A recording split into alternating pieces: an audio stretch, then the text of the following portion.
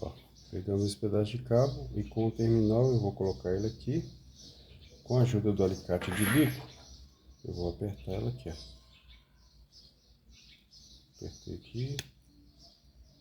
Apertei aqui, ó, na parte decapada do cabo.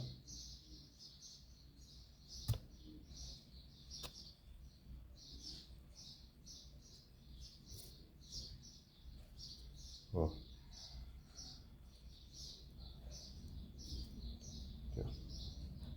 Parte decapada, agora eu aperto aqui.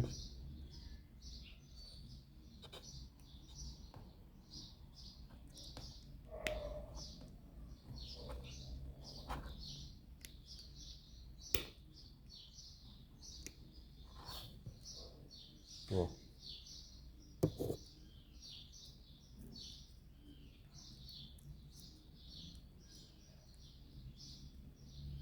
Ó como que vai ficar. Agora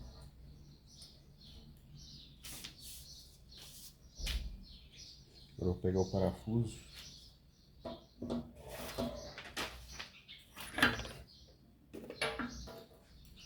Esse parafuso ele vai entrar aqui, ó.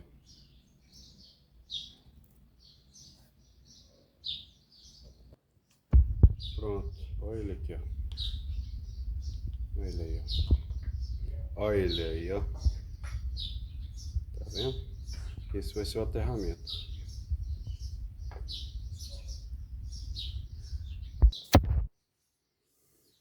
Ó, já decapei a ponta desse cabo. Esse cabo aqui é o que vem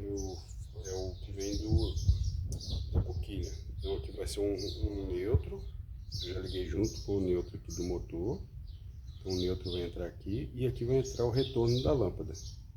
Aqui vai ser o cabo que a gente vai puxar pro motor. Entendeu?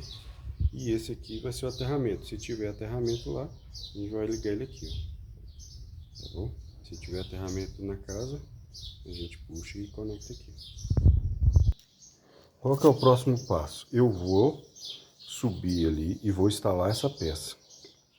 Essa peça aqui eu instalo lá, no local da boquilha. A primeira coisa que eu faço é instalar ela, antes de subir com o ventilador.